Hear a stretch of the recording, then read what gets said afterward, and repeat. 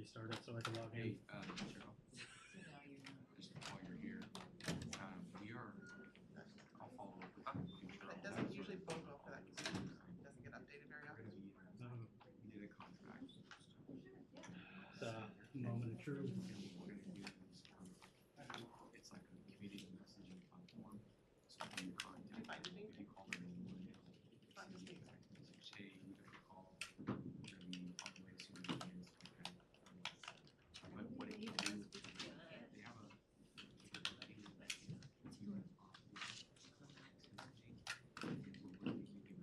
it's not for sure. I might be, but we're having some, It's at a current down. your first presenter is, Just let me know when you see it. Hey, we didn't. Like, no, I wouldn't think so. Bring that That could be a way that you could try to use to try to I need get her. So I might. Once we get up, it's not long. It won't be. so we can start and then just when they are prepared. But I gotta. We'll have You can call the meeting to order and we can start, but their presentation is being loaded. Okay.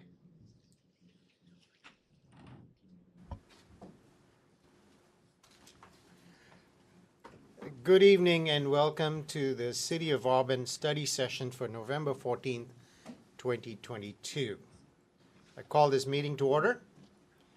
This meeting is being held both virtually and in person. Sean, will you please call roll? Deputy Mayor J-Raj. I'm here. Councilmember Baggett. Here. Councilmember Baldwin. Here. Councilmember Brown. Here. Councilmember Malinga. Excuse for the time being. Councilmember Stearns. Here. Councilmember Trout Manuel. Here.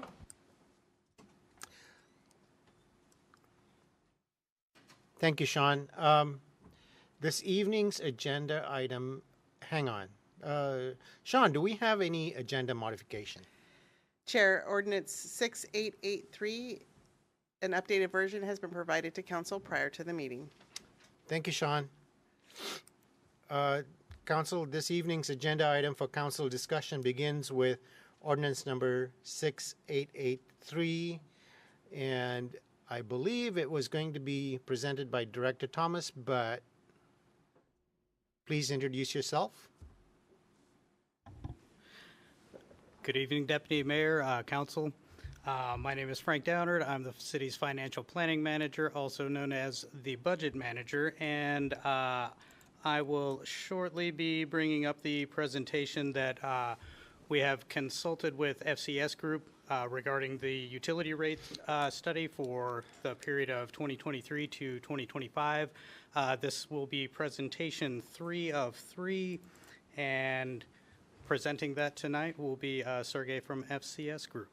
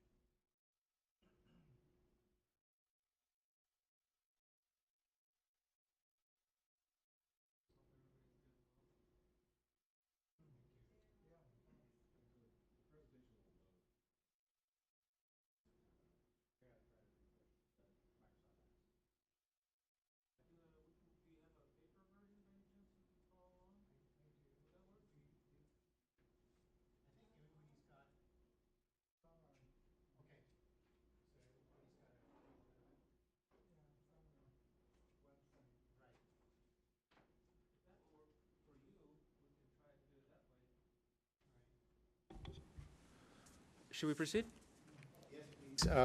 Please introduce yourself and who you're with, and we'll go from there. Great, thank you. Well, good evening, Council, Deputy Mayor. My name is Sergey Tarasov. I'm a Senior Project Manager with FCS Group, and thank you for meeting with me today to talk to you about the results of the utility rate study for your water, sewer, and stormwater utilities. As Frank has mentioned, this is kind of that third presentation, probably the final presentation in that three series of the results that we brought back, focusing on each step of the rate study process. So if we go to slide 2 of the paper version, there's going to be a quick discussion outline. We're going to start out the presentation today on paper, and we're going to go over the background just to provide you with a quick refresher of what we talked about before, what was done in the prior study, just again keeping things fresh. We'll talk about the overview of the rate study process itself, just to keep the methodology fresh in everybody's mind, and then we'll dive into that last step, rate design, talking about the proposed rates for each utility, and then finally finish things off with next steps and questions. And actually, if you have any questions as we go through the presentation, if something's not making sense, please do let me know. Moving on to slide 3, there's a quick background. I know we talked about it in the prior meetings, but again, it's been some time, and just wanted to give you a quick update again. Last time a study such as this one was done for the city in 2018, we performed a similar comprehensive study for all 3 utilities, the same utilities we're doing this time. And what we found during that study is that there were revenue deficiencies, so a rate strategy was identified for the revenue requirement for all 3 to get our utility rates in order to support our costs over a 4-year period. So at that point, a 4-year strategy was developed going through 2022, meeting the obligations of each utility. On the cost of service front, we did identify in the prior study that there were cost differences between classes within each utility, and we developed a gradual phase-in strategy that addressed those needs over a 4-year period. So a good check that we did this time around that we talked about on the 24th is checking in, how did the phase-in do, and are we in compliance now compared to what we found in 2018? And finally, on the rate design front, we didn't do too many changes, but we did focus on the water utility at that time, introducing a meter-based fee for all customers. In the past, your water rates were strictly a flat fee, didn't matter how big your meter is. We know that it's more expensive to even purchase a bigger meter, replace a meter, maintain a meter, so we introduced a meter-based rate gradually during the last time. Okay. So since the strategy went through 2022, this year the city wanted to update the rate strategy for the next 3 to 4 year period. We'll be focusing really on the 3-year period through 25, as Frank mentioned in the introduction. And we brought back the initial findings for your consideration for the revenue requirement portion on October 10th. We followed that up with a meeting on October 24th talking about cost of service. And today we kind of wrap everything up with that rate design step. Now on slide 4, a quick refresher for everybody regarding the findings of that revenue requirement. Here, each table represents each utility starting at the top with the water utility. The upper portion shows you the percentage increase that we're proposing. So here, it's 7.5% increases per year. These are exactly the same tables that we saw on the 10th and the 24th. We also are showing a typical residential bill for a customer that uses on average approximately 600 cubic feet of water or 6 CCF per month. So a typical customer would pay for water about $39.96 currently under current rates. If the proposed rate structure rates are adopted, go ahead. Yep. This rate is based on a single family unit or what? That's correct. That would be what a typical single family home would pay on an average month. Okay, thank you. Okay. So an average bill would increase about $3 in the first year per month per year, and in the third year it would be about $3.46 per month per year by 2025 for the water utility. In the middle table, we're looking at the sewer utility now. There are 2 components to the sewer bill. The first one, which we'll be focusing on, is the local portion, what we call the local portion, the collection system that the the city has control over, maintains, staffs, and so on. And then there's a second portion that really the city doesn't have control over, the King County treatment portion that treats the waste. And again, since the city doesn't have control over, we can't really set that rate. It's strictly a pass-through rate. So only focusing on that portion that is somewhat in control of the city, the local portion, the increases are very similar to the water utility that we discussed in the prior meetings, approximately 7.5%, but the average bill for a typical single-family home is approximately $25.99. So a typical adjustment would be about $1.95 per month per year, and up to $2.25 by that year 3, 2025 per month per year. Again, a smaller portion of the overall bill, the local share of the sewer. Finally, on the stormwater table, the third table at the bottom, we're showing that the current rate, it's charged per an equivalent service unit, or per home, basically, is approximately $15.88. The proposed increases of 6.75% are approximately $1.07 in the first year per month per year, and get up to about $1.22 in the third year per month per year. So again, very similar, identical information to what we talked about in the past.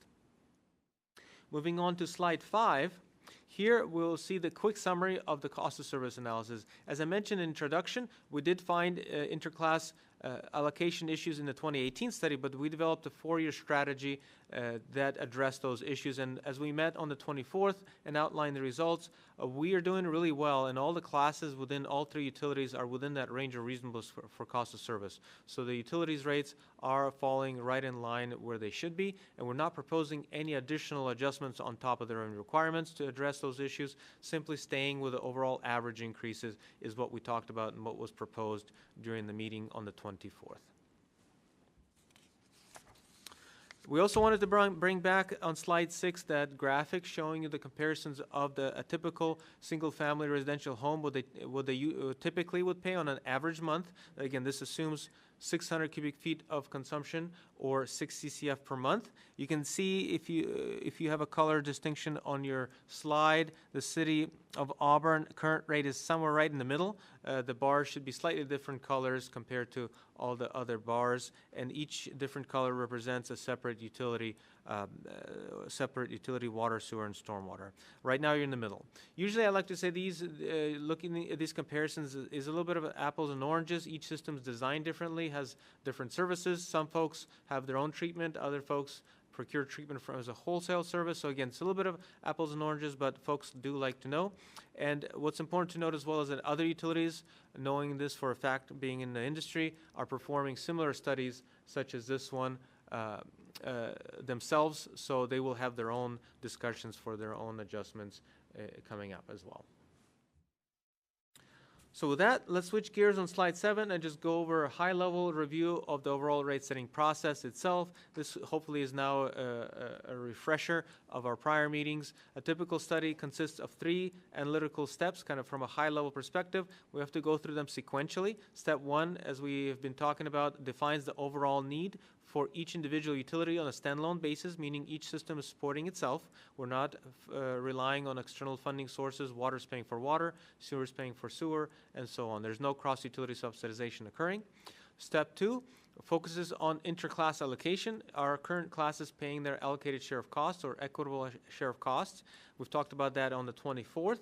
So if you think about step 1 as identifying how big the pie should be of revenues to pay for our expenses, step 2 really slices that pie into pieces and identifies how big each piece should be for each class of service. Finally, step 3 is that communication, so to speak, step where we actually develop the fixed and variable charges that are assessed to our customers, and this is the step and portion of the study we'll be talking about today.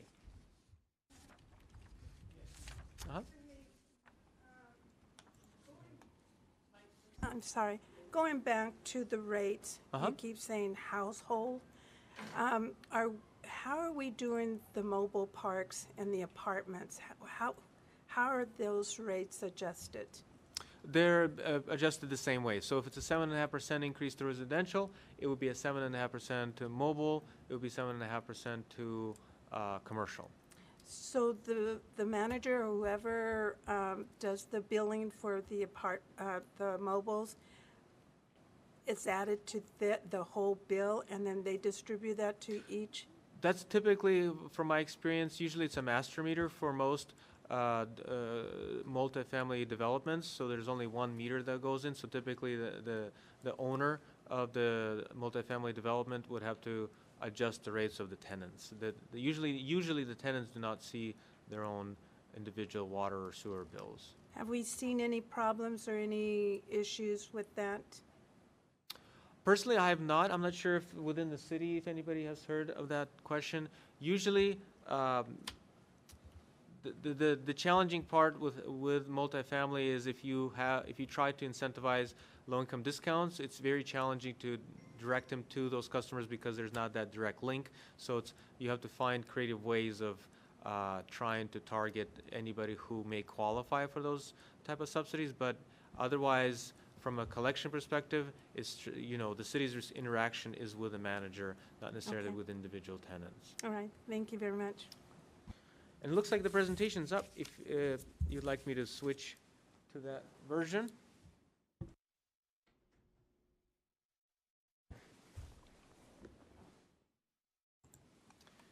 I believe we were on slide 7. All right. Any other questions before we proceed? Thank you.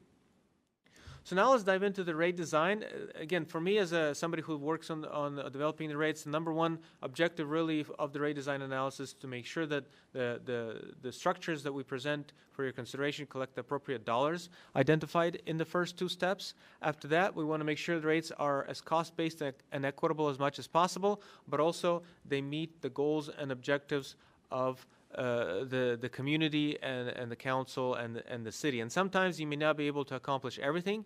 A good example would be you may want cost-based rates, but you also may want to provide a discounted rate for low-income senior customers. Well, a lot of the times it's not going to be cost-based. So sometimes what we refer to in the industry, the rate design process, is as a combination of an art and science, so to speak.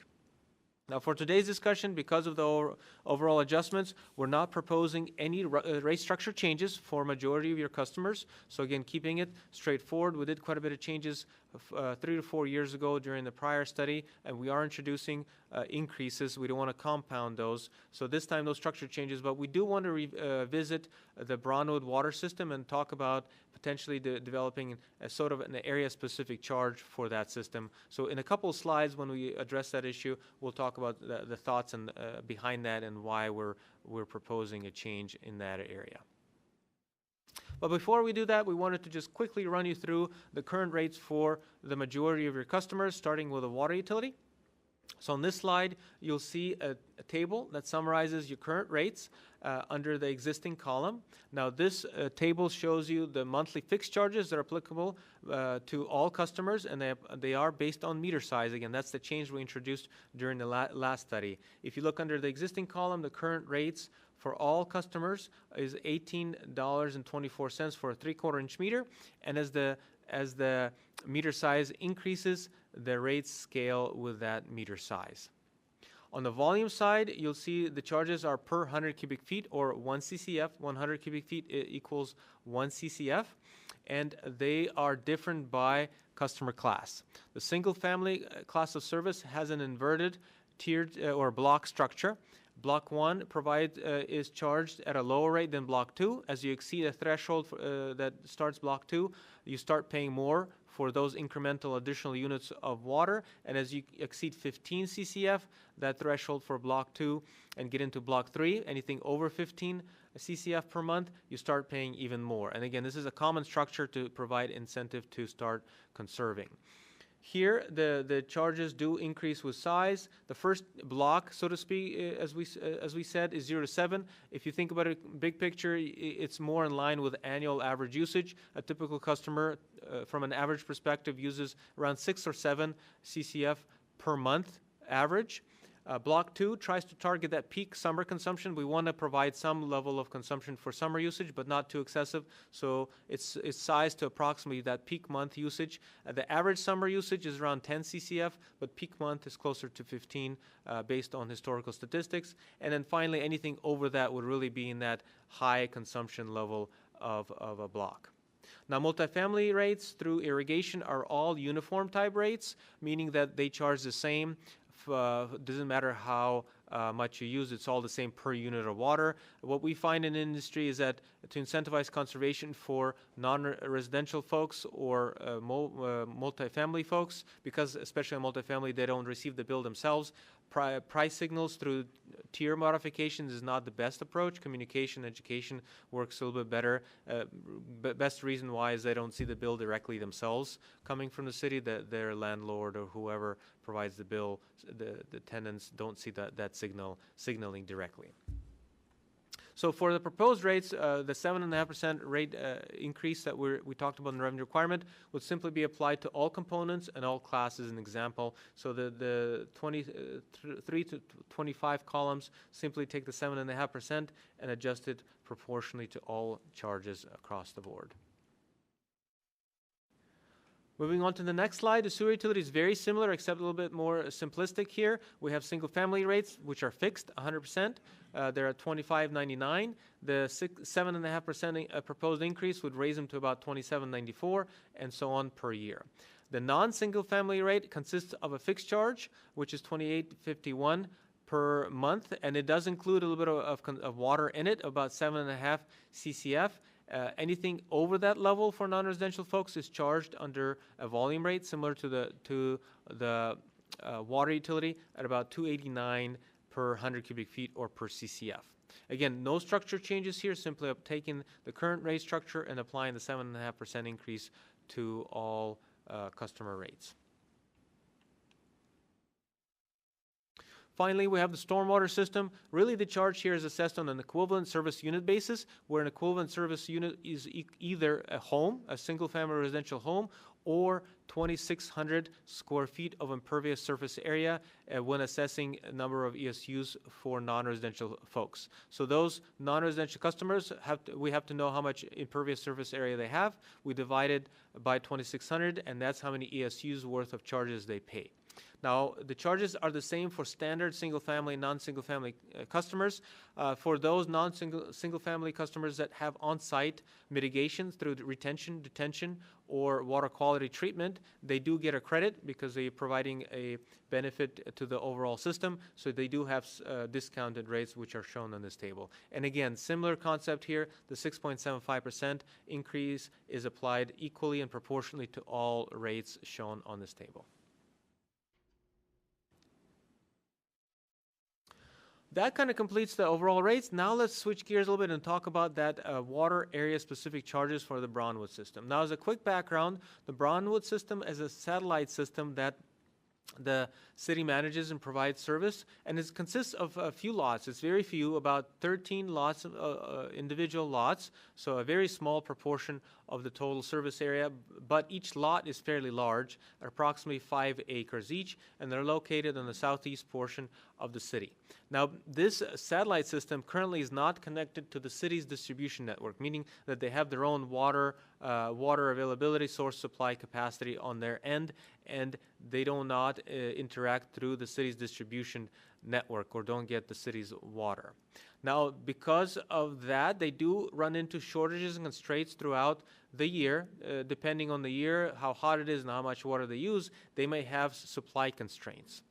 So some of the options that this satellite system has, or the city has, to address those supply constraints are listed below. We thought about and discussed capital investments. The city has considered potentially looking at connecting that satellite system with the city's distribution network, but it would require a significant amount of capital infrastructure because it's not very close and would require a sizable pipe to run from the closest point of connection to the system, and it's just a lot of cost to trench and the actual materials and the labor involved to connect that satellite system. So very expensive for just 13 lots.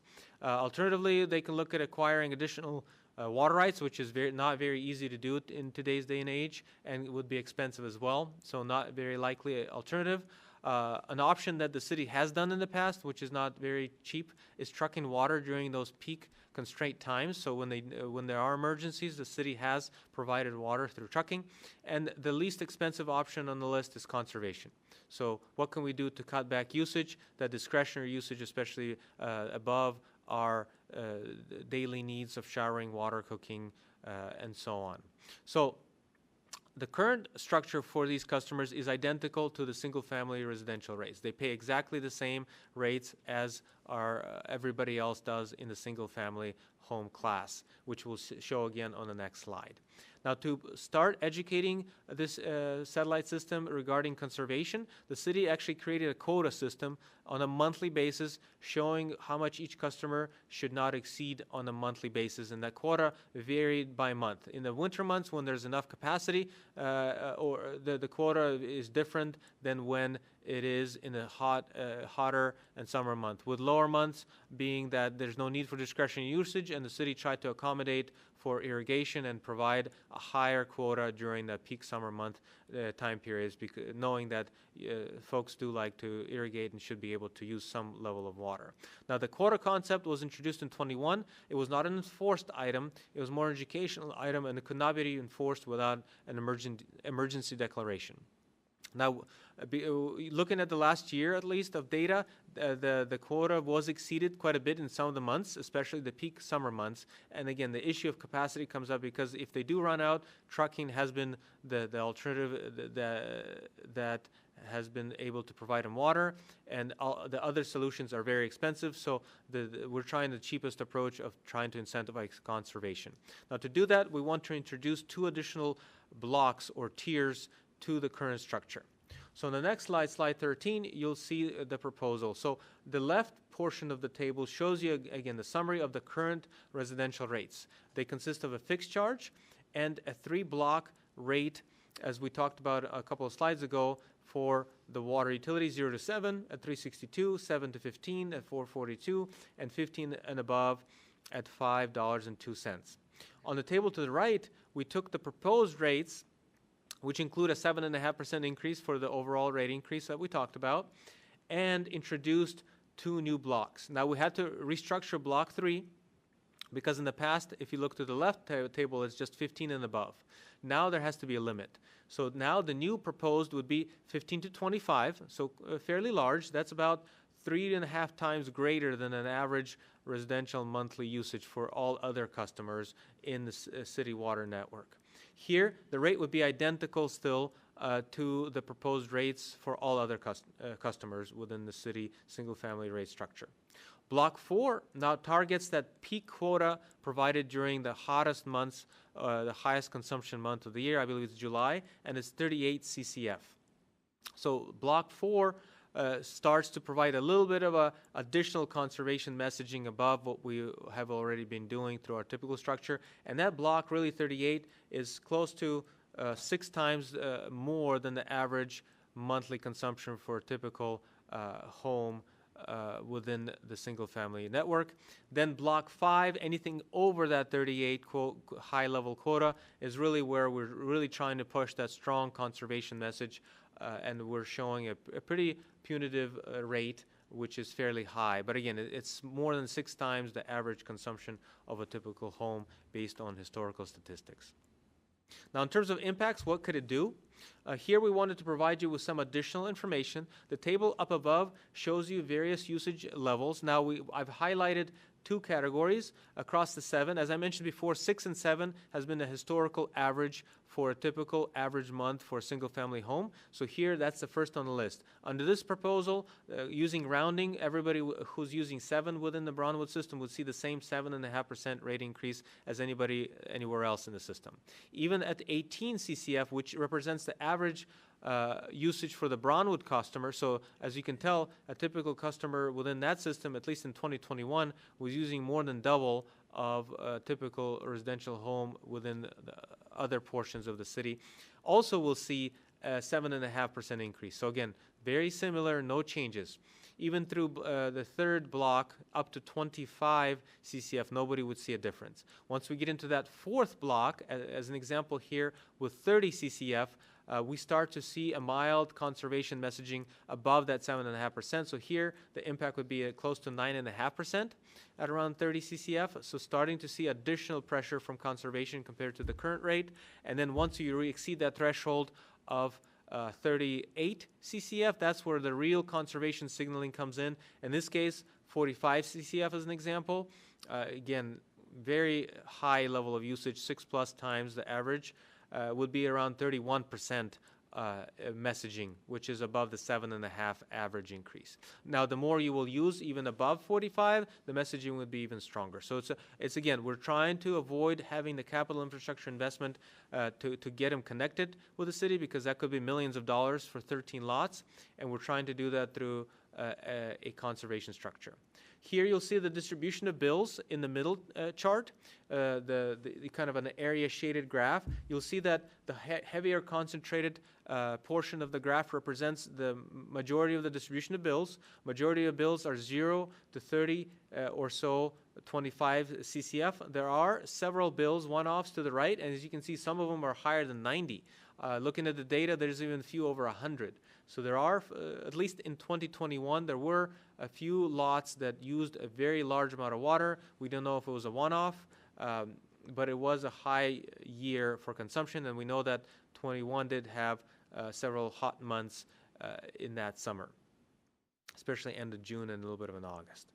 We also wanted to show you the distribution of bills down below, mathematically through numbers. You can see that block 1 through 3, if you add those up for the customer bills, they'll show approximately 82 or to 83% of total bills are through block 3, which will not be impacted compared to all the other customers. They'll have the same level of impact, about 83% of bills. The remaining 17% of bills in block 4 and 5 will see that messaging, and block 5 currently had approximately 11% of total bills based on 2021 data landing in that block, that the punitive level consumption. And again, that's the whole purpose why we're introducing it, because folks are using a lot of water and we're trying to incentivize them to cut back.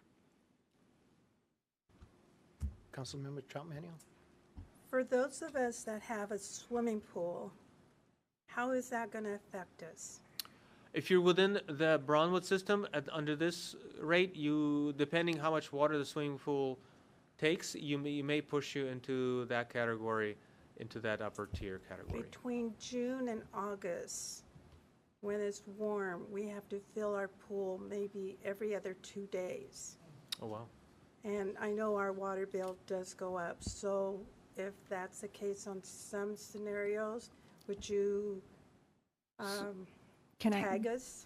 Can I add some information here? So these rates would only apply to those 13 customers in Broadwood.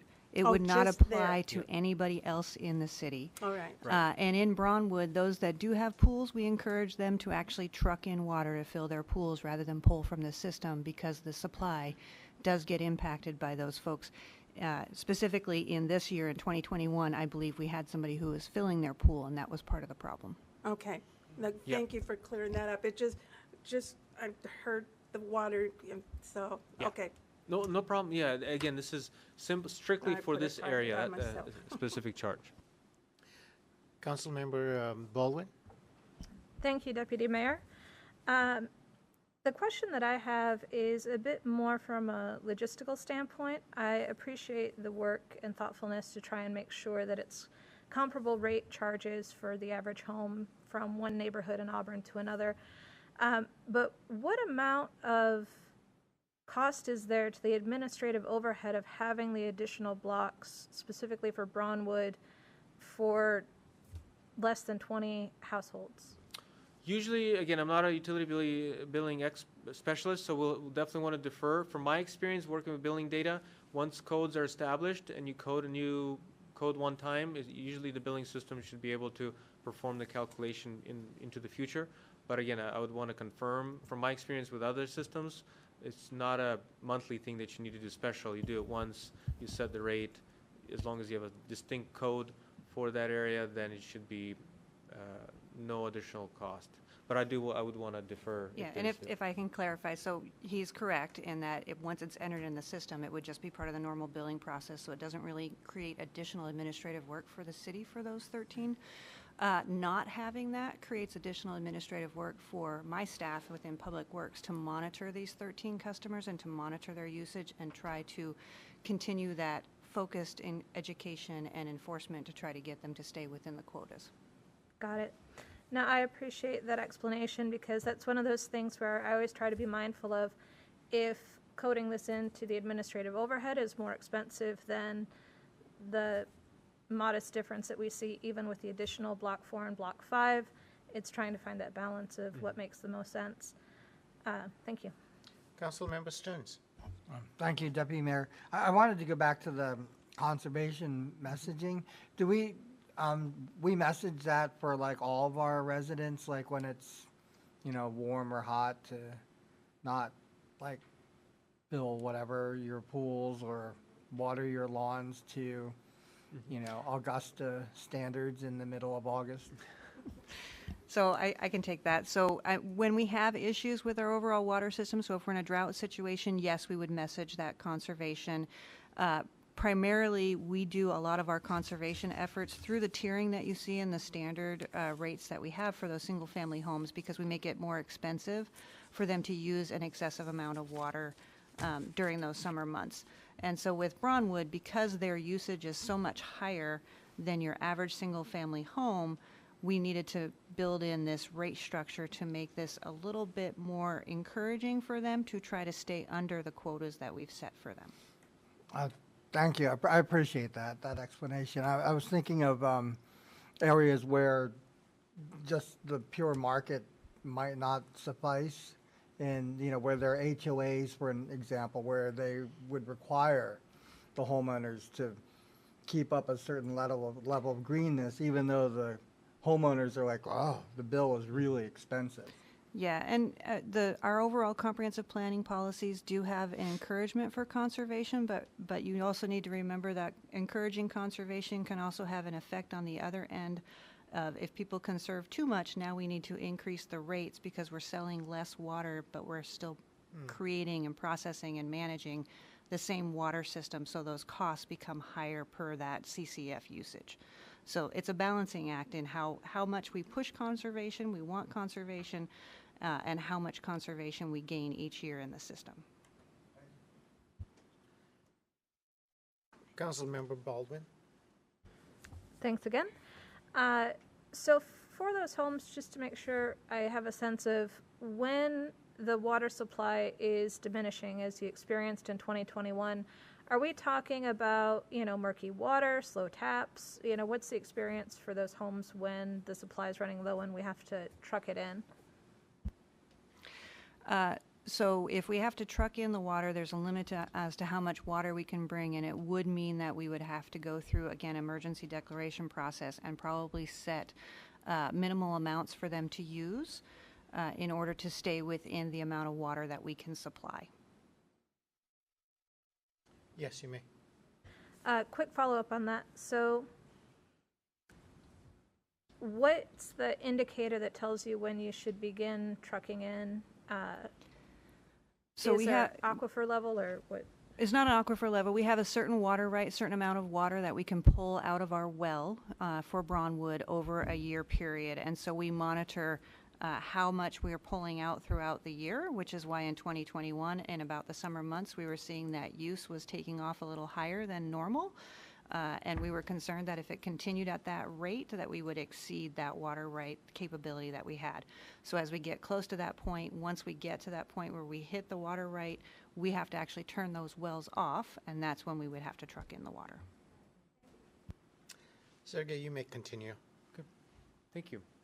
And really that concludes the presentation. Really the feedback we're looking for from you is the whole big picture. As we talked about in the revenue requirement, we're proposing increases at least in the next 3 years of 7.5% for water and sewer and 6.75% for the stormwater utility. Cost of service, we're doing really well. No additional changes are necessary and proposed at this time.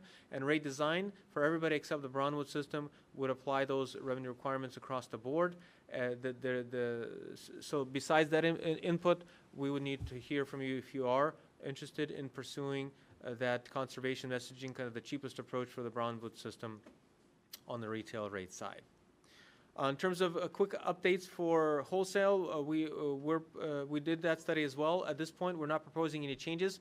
I believe Tacoma will be increasing rates in 2023, and we would recommend waiting until they announce their level of increases and revisiting your rates at that time once more information is available. So really, next steps will be to incorporate your last feedback on the overall study and hopefully get the rates, whatever the rates are, proposed and adopted on January 1st for 2023.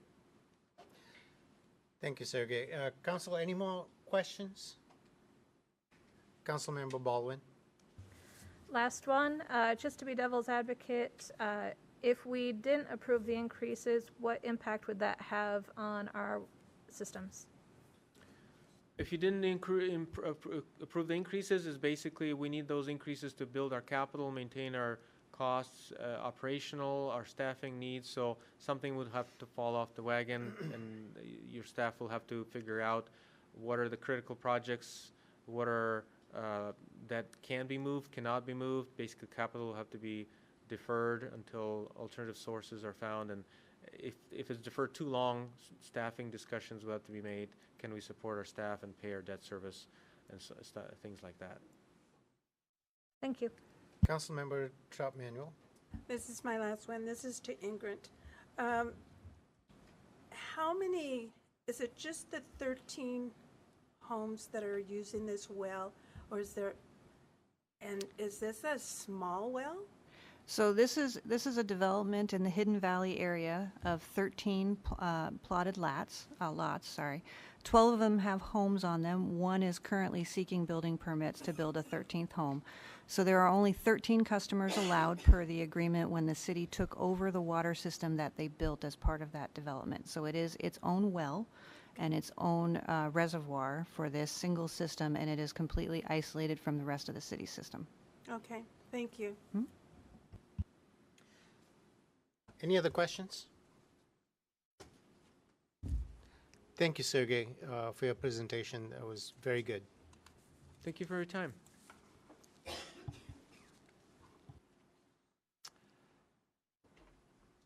Council, now we move into Public Works and Community Development discussion items. I will turn this over to Chair Chris Stearns. Great. Thank you, Deputy Mayor. Thank you, Deputy Mayor. We have one item, and it is the emergency management update. And I have here that Director Hinman. But I see that that is not the case. Thank you, Councilmember Stearns. I'm having someone more versed than I. That would be our emergency manager, Carissa Smith, who will be updating council on emergency management status and preparedness. Wow. Well, thank you, Carissa. Is it director or assistant director, or deputy director? Manager.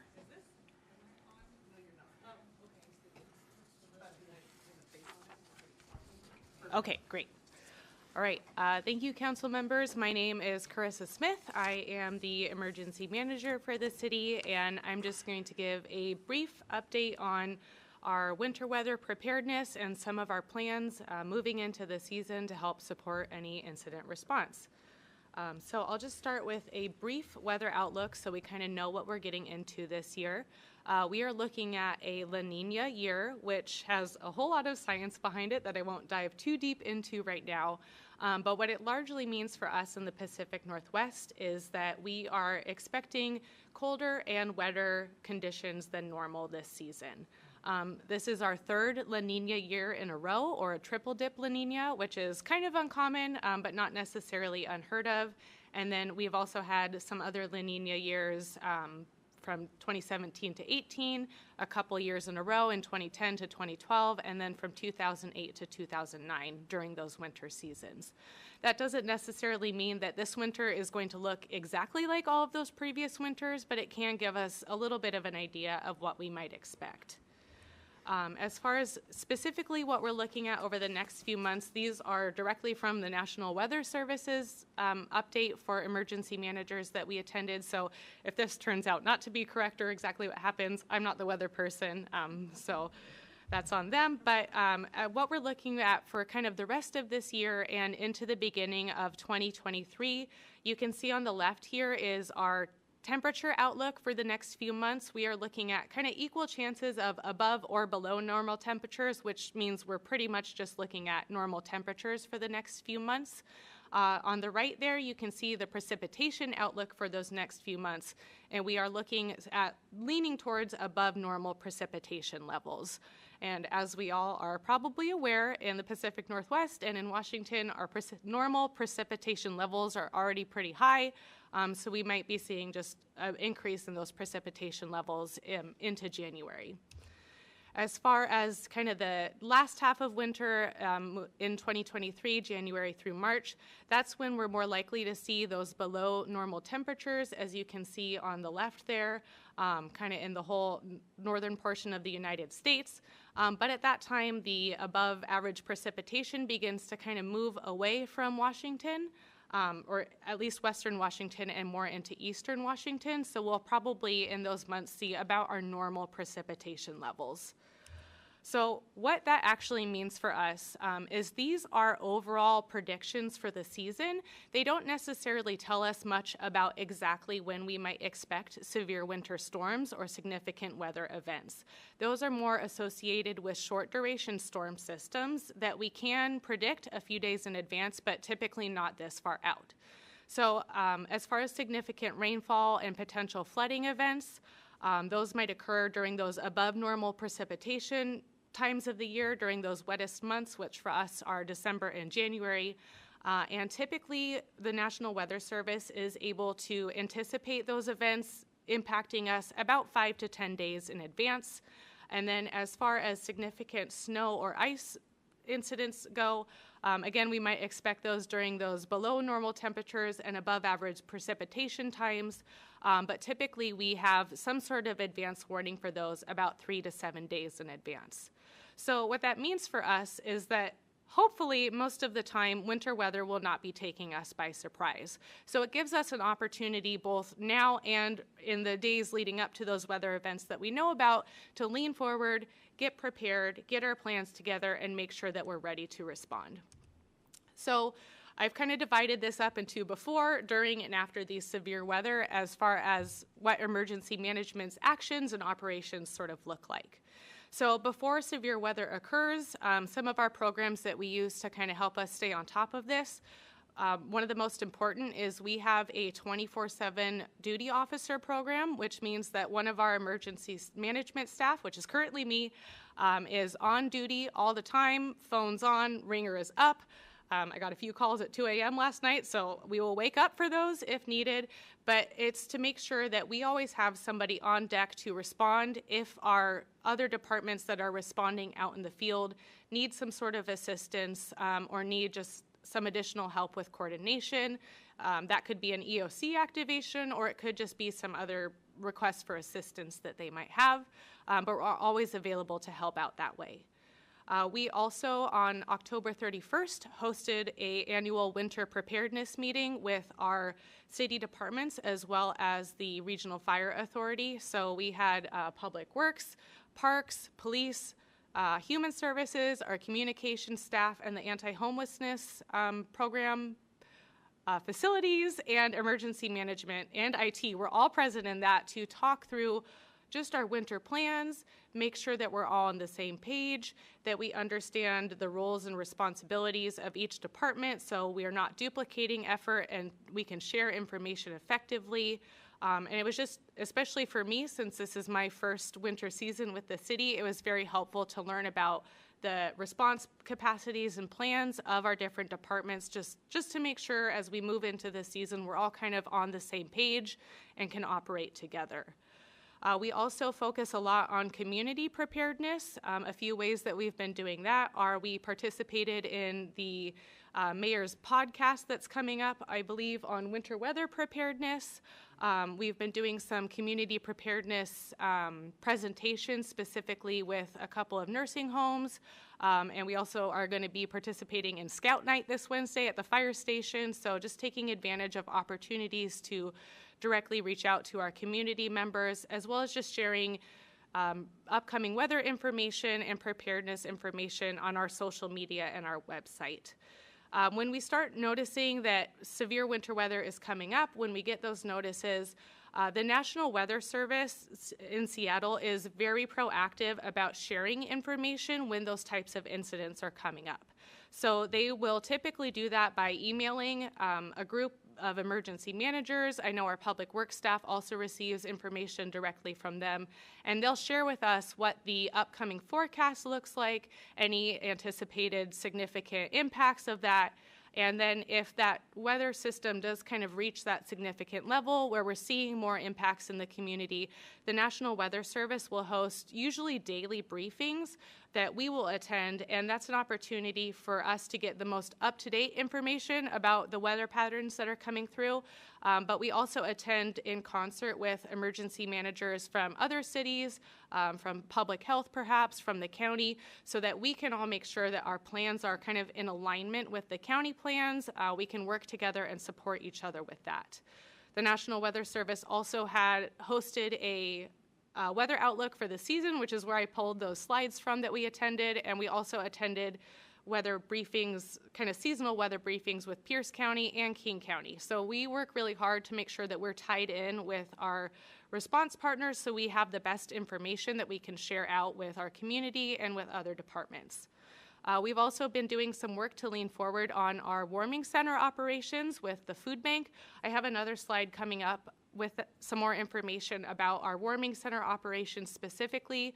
We did activate it last week and it went pretty well, and we just are always trying to work with the food bank and our partners in that to make sure that we're serving that need and meeting the needs of the community that might need to take advantage of that.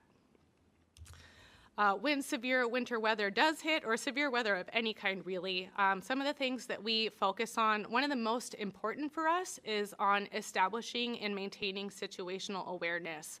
And our departments are already pretty good about this, about sharing information with each other and with us. So we will try to take information from our responders out in the field and share that with other departments, with some of our community partners like the school district or the hospital, just to make sure that we're all on the same page, all operating together, and that when the city shares information, we're sharing correct information, and different departments aren't necessarily sharing different information, just making sure, again, that we're all on the same page, all responding together, and the city can kind of speak with one voice across departments and even with our external community partners. During severe winter weather events, some of our departments might operate their department operating centers, which is kind of when they move into more enhanced operations than normal. So for instance, our Public Works Department might activate their dock if they move into their 12-hour shifts with snow plowing or de-icing, or the Fire Authority might activate their dock. Our police department usually has theirs running so they can kind of coordinate internally. But when they move into those kind of enhanced operations, they let us know. And that is just kind of a trigger point for emergency management to be leaning forward, knowing that our community partners and our departments are responding to something, that we need to be kind of paying even closer attention than normal, and just make sure that we're ready to respond, ready to help out. And a couple of ways that we do that are we can assist with public messaging, which becomes a very big concern during these types of events, making sure that we're sharing information with the public. We help with developing messaging to go on the city's website, on the city's social media pages.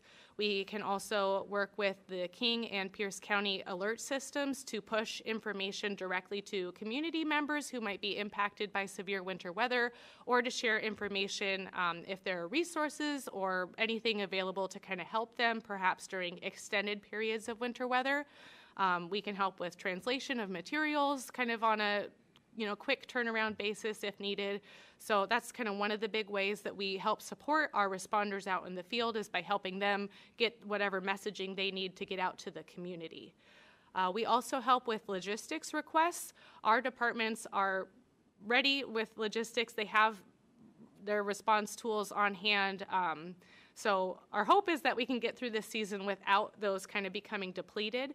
But we've seen in some extended duration winter weather events that sometimes those supplies or local suppliers might run out of supplies.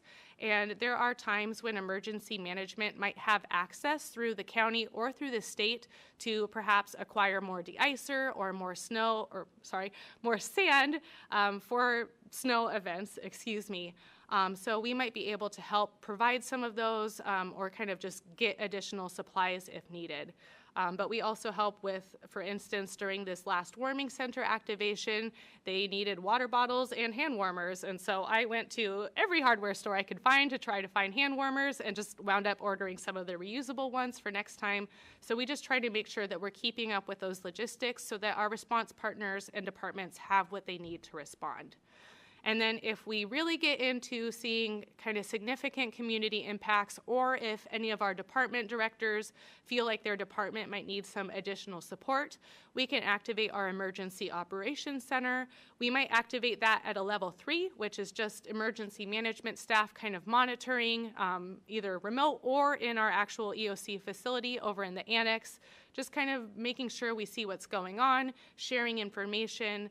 We might also, if things get more significant than that, we can activate at a level 2 where we might start bringing in representatives from other departments or perhaps from the fire authority just to make sure that we're all in the same room coordinating our response together. And then if we really need to, we can bring all that all the way up to a level 1 activation, which is what we call a full-scale activation, which would be multiple staff from multiple departments and probably extended operations. And that's when we would probably be responding to some pretty significant community impacts.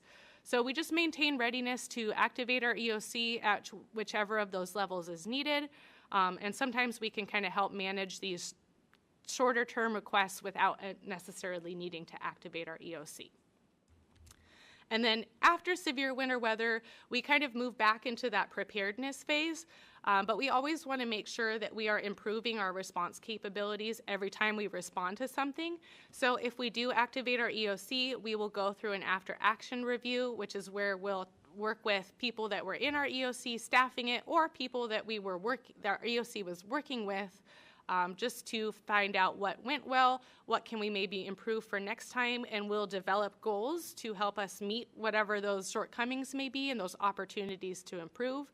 But even if we don't go through that formal after action review process, it's still part of our operations and emergency management to meet weekly, discuss our operations, and we will continuously try to improve upon whatever we did last time. So we try really hard to stay on top of best practices, on top of needs from our community partners and departments, so that we can just kind of help best fit in wherever we need to fit in during these types of incidents. Just to touch a little bit on our warming center operations, we did have one activated last week, so you can see the graphic there is from when we activated it last week that we shared on our social media. Our trigger for activating a warming center is typically when we have consecutive overnight lows at or below freezing or 32 degrees. That is consistent with other jurisdictions in King County and is consistent with observations directly from the food bank. Typically on the first opening night of a warming center or even a cold weather shelter during warmer months in the summer, they typically don't see as many people utilizing that resource on the first day or in that first overnight, but as those events kind of extend in duration on the second night and possibly even beyond, that's when they see more people kind of utilizing that resource. So that's part of why that trigger has that 2 nights in a row standard. When we do activate a warming center, we try to share that information as widely as we can so that it reaches as many people who may need to take advantage of that. So we will share that information with King and Pierce County Emergency Management. Oh, do you have a question? Councilmember Brown. Thank you, Chair Stearns. Question has to do with notification. Some folks probably, because of their situation, it may be a little more difficult for them to catch this information. Are there ways that we reach out to a community that might not have cell phones in their hands, or How do we do that? Yes, so we definitely understand that some of the folks who might be most in need of trying to take advantage of this might not have the type of access that some of our other community members do. And so we rely really heavily on our community partners out in the field. Our Human Services Division will share this information with resource providers directly so they can reach out to their client base. We also have flyers developed that are in English and Spanish and also have information in Ukrainian, Russian, and Tagalog on it so that we can hand those out to our anti-homelessness program staff for them to take directly out to community members who might be in need. We share that flyer as well with our department directors when we do activate so they can share it. And the food bank also shares those flyers with their clients who come through. And we'll also share that information with the library because they kind of have an overlap with some of that community so they can share those flyers as well. So we do try multiple ways to get that information out. And we did meet on this with the food bank and the anti-homelessness program and human services. And our Kent Hay kind of indicated that those flyers and social media is a pretty effective way to kind of reach that population. So, yeah. Thank you, Carissa. Thank you. Council Member Bob Baggett. Thank you, Chair. Hi, Carissa. Hi. Just a clarification. When we talk about the food bank, isn't that really our Auburn Resource Center rather than the actual food bank itself? Because I don't think the food bank in its current location is at that address. They do host it there, I believe. Maybe. I can answer that. I can answer that. Okay. Yeah, essentially, yes, it is in that building. That is where the Ray of Hope and the Sundown Shelter are located, in the building that also hosts the Resource Center. And the food bank does oversee those operations in that particular building. So, yeah, don't go to the food bank, go to the Resource Yeah, I Center. didn't think we'd moved the food bank over there yet. so- Not yet. They're working on it, though. Yet to come. Thank you, Chris. Yeah, so apologies. Council Member Trout Manuel. Thank you. I was going to say Deputy Chris Stearns. Councilmember Chris Stearns. You mentioned several sites. I didn't know we had more sites. So when it gets colder, do we have other sites to take in people if we have an overflow? Yeah, basically what Debbie will do, what the food bank will do, is open up the area where the day sheltering happens and allow people to be in there as well to warm themselves. So if we do need extended operations, they can do that. There are other things that we've done in the past, but those usually happen kind of year to year, depending on who has capacity. I know that the tribe on the hill has had a warming center off and on over the years, and they usually let us know if they'll be opening that as well. Thank you. That's what I thought, but she mentioned several, and so I was wondering where those severals were. Thank you. Council Member Baldwin. Thank you, Chair Stearns. In the space of capacity, in previous years, have we ever maxed out capacity for the sites available to us? How close have we gotten to that threshold? I don't have specific kind of historical data off the top of my head. I know that there have been times where our Human Services Division has kind of assisted if the food bank location has reached that capacity with hotel vouchers, and that's something we also discussed this year moving forward. And there have been times, I believe, where our facilities and parks departments have also worked to find other locations within the city. I haven't been here for one of those yet, so I would have to research a little bit further on those. But that is part of our planning to, if we reach capacity at this location, to activate our congregate care plans and to have people sheltered in another location. Okay. Follow up? When they are visiting our warming centers, what's available to them from a resource perspective? Are they able to get a cot and rest? Can they get gloves? You mentioned the hand warmers. Mm-hmm. What do we make available when people come to those stations? So the food bank typically is the one that kind of provides on-hand supplies like that. I know that they have, Debbie said that they have volunteers that will come in and start cooking when they know that there is a warming center going to be activated. So it's an opportunity for folks to get food.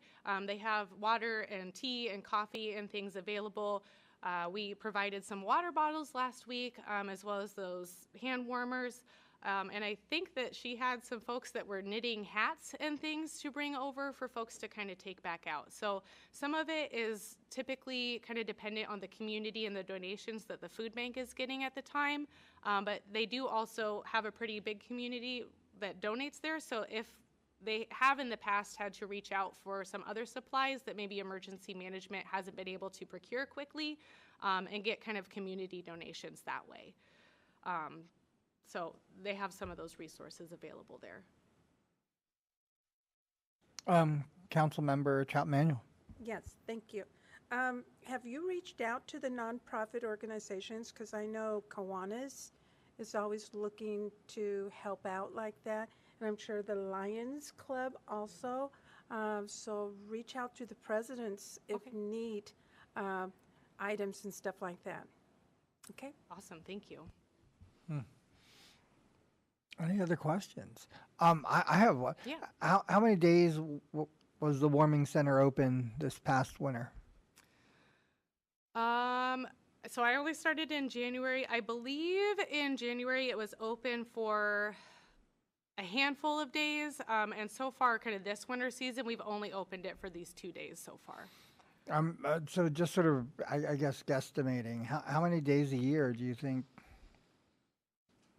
Oh my goodness. I'm just trying to get a ballpark for, like, is it open like 30 days every year? Or I mean, some years maybe, 10, others like 50, I don't know. It's largely dependent on whether, I don't know Sure. if we've ever hit 50 days open. I would say probably overall, I would guess maybe about 15 to 20-ish days over the whole winter season. Okay, and Does that match? Yeah, that's about right. I mean, when we had Snowmageddon, I think that was a record number of days. We probably did 50 plus. I'm going to say they did 50 plus.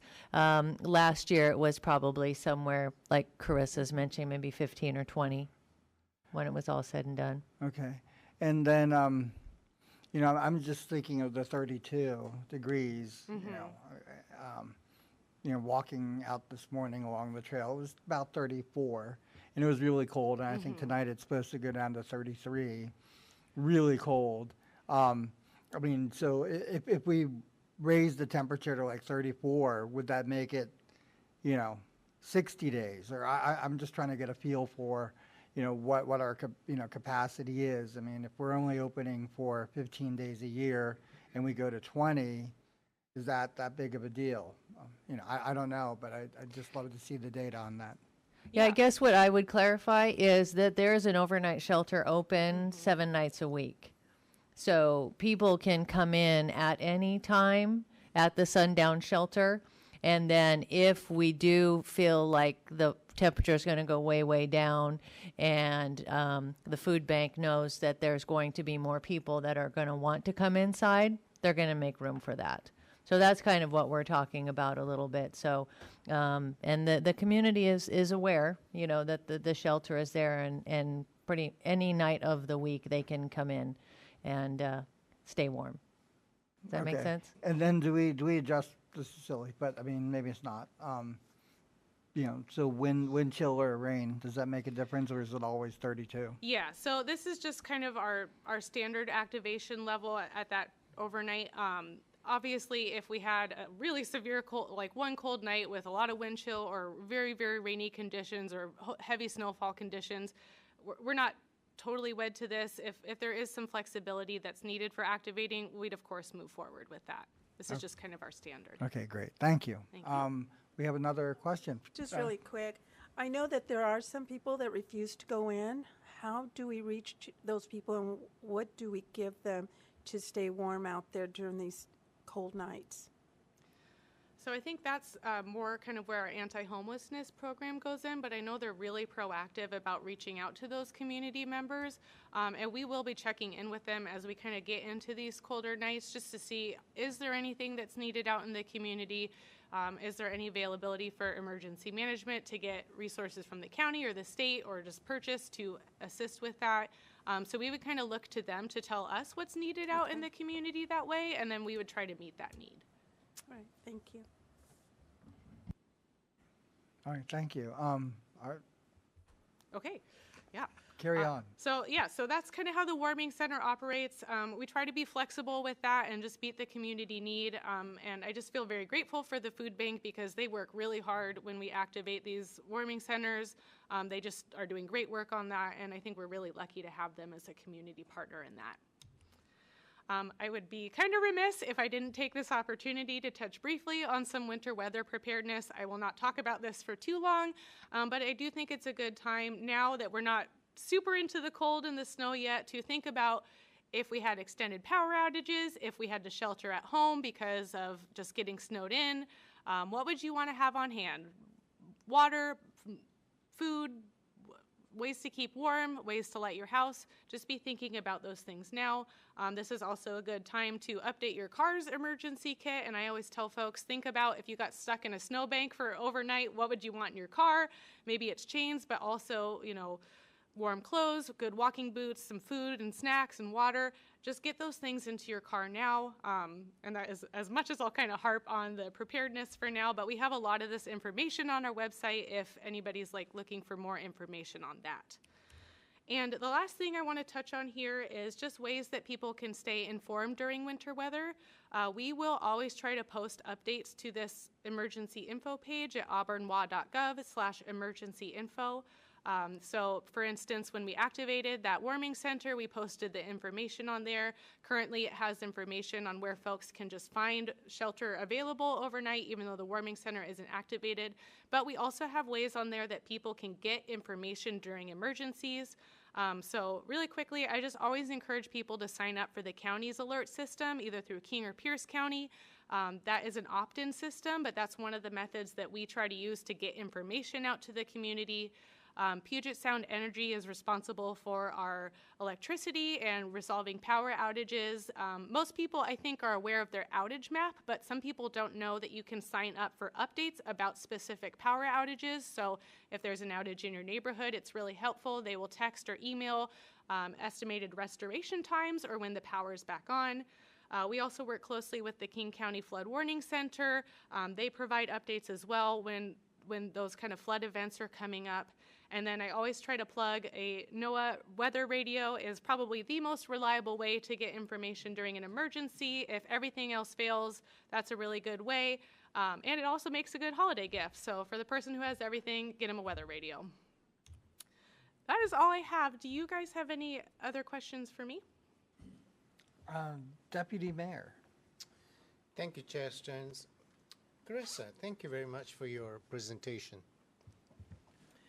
So, what kind of resources do you have as being part of the city as far as help-wise is concerned? Are you the only person on the front line at this point, or what's the deal? In emergency management? Mm-hmm. Well, currently, my partner in emergency management, Tyler, is out on paternity leave. So at the moment, yes, it is just me over in the office. But I would never say that I'm alone in this effort. Part of emergency management is working really closely with our departments, with our communication staff, with Dana. So I feel that I have a lot of support from other resources in the city. My role is just to kind of coordinate those. So if I needed that additional level of assistance, that's when we would probably be moving into that EOC activation. But I feel confident moving into this winter season, kind of knock on wood, that we have the resources available and that I know who to contact if I need something from a department, if some help is needed. It really is a team effort. So it's not just a one-woman show or a me and Tyler show over there. It would really be a community team effort if it came to it. Can I ask a follow-up question? I will indulge the Deputy Mayor. Thank you, Chair Stearns. So now, as far as that portion of it is concerned, how about physical resources? I mean, I know you talked about the food bank and various other things. What do we have as a city to make sure that people going out there have the necessary items that we can hand out to mitigate issues? So again, that's kind of dependent on what we see that community need out there being. So I would again be looking to that anti-homelessness program. We don't have a whole ton of resources necessarily on hand at the moment. I just placed a huge order for a bunch of those hand warmers, so those should be coming in soon.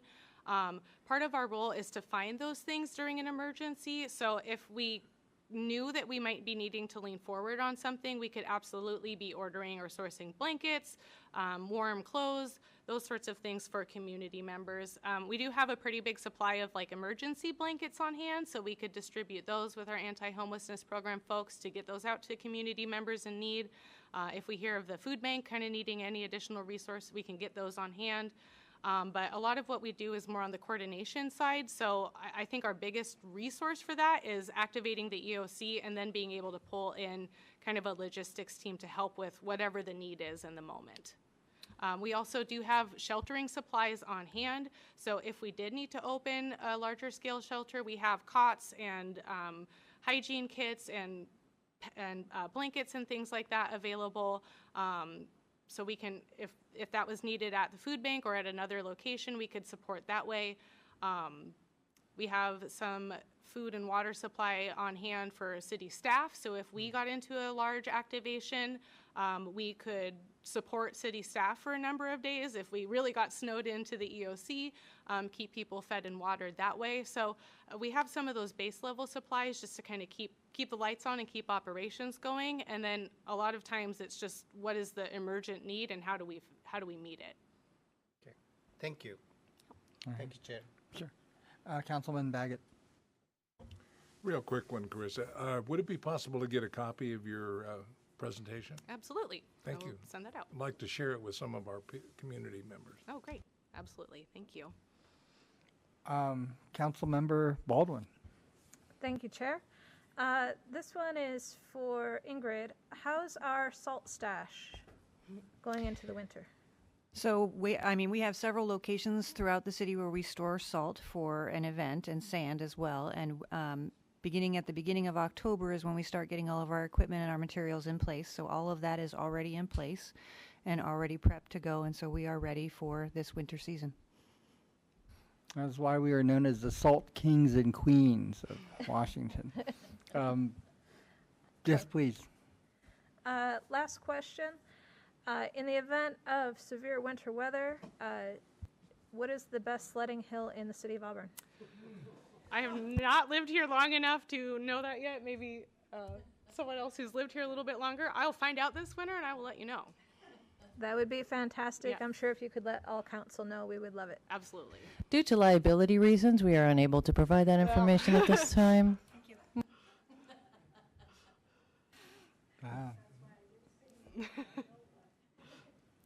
Anyone else? I think you've answered our questions. A great presentation. Thank you so much. Thank you all. And I believe that concludes my duties. Deputy Mayor. Thank you, Chair Stearns. Council, before I adjourn the meeting, I would like to announce a couple of items that are not up for discussion. First, we will have our annual council election for deputy mayor at our next council meeting, November 21st, 2022. Secondly, just so the council is aware, I will be working on a process to appoint a new council member to vacant council positions. This will be a council process under state law and a council decision. And finally, since the emergency proclamation has ended, we will start our study session on the floor. We waited for you to leave. Council, with that, come to the end of our council study session. This meeting is now Adjourned.